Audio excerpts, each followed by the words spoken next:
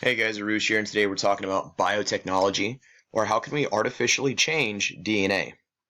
Before we talk about biotechnology, let's take a look at how we changed DNA way back in the day. So years ago there was what was called selective breeding, and what selective breeding was selecting organisms to reproduce to increase the frequency of a desired trait. Okay, so basically what would happen is this is what ancient corn used to look like. This looks more like the corn that we know today, but hundreds of years ago, or even thousands of years ago, this is what corn used to look like. So how did we go from this tiny pint-sized corn to this large-sized corn that we have today? Well, what farmers used to do, people that were cultivating these crops, what they would do is they would go through their fields and they would find the biggest and the largest of those crops, and then they would cross those two. And over time, by selecting which organisms to reproduce, they would increase the frequency of that trait. So they would get more and more large pieces of corn. Over time, they would continue to go through their crops and select the biggest, cross those, and over generations, you would constantly get much larger bits of corn. This is also true with the way the cruciferous family of vegetables occurred. So if you know cabbage, kale, broccoli, Brussels sprouts, all of these different vegetables came from a same common ancestor.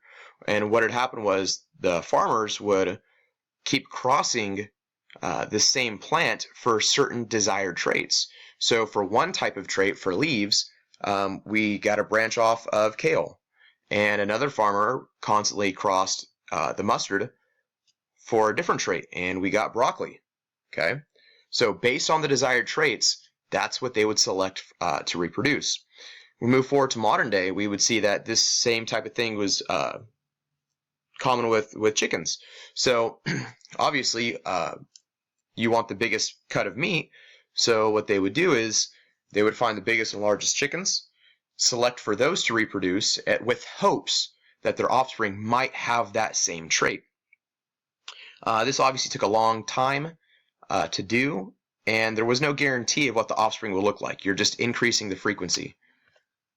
So later on, this is back in like the 1920s, scientists started doing this, was mutation selection. And what they would do is they would take, it was mostly grains that they experimented with this with. They would take an organism and they would blast it with radiation. And what that radiation was doing is it was altering that DNA. And when it altered that DNA, that's eventually going to alter that organism. And they would just kind of hope, cross their fingers, and see what kind of traits would arise after exposing them to this radiation that altered their genes. So once scientists learned about the central dogma, DNA gets written to RNA, and RNA helps to make a protein. They started going about this a little bit different way, especially once they got new technology. So fast forward to modern day, we move into what's called genetic modification. And this is where organisms containing genetic material that's been artificially altered so to produce desired traits. So let me give an example. There's a fish that lives in very, very cold temperatures. And normally this fish would freeze to death. However, this fish produces a certain protein. And this protein is think of it as an antifreeze protein. It prevents this fish from freezing to death. Well, there's a problem. With farmers, there's a lot of crops that freeze and die off because they can't withstand the cold temperatures. So scientists got smart and they figured, okay, well, if DNA leads to a protein, well, what if we were to take the gene for this antifreeze protein, just take that little snippet and insert that into the gene of the tomato? Would the tomato have that antifreeze trait? So scientists did that.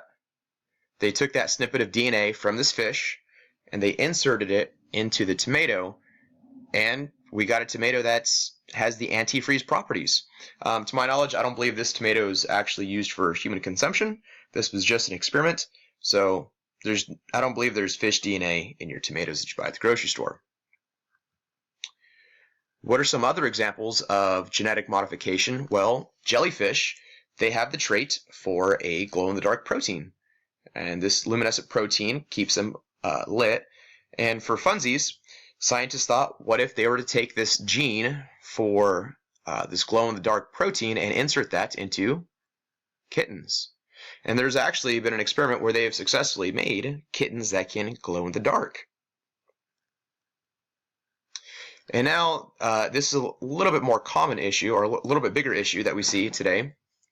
You may have heard of GMOs.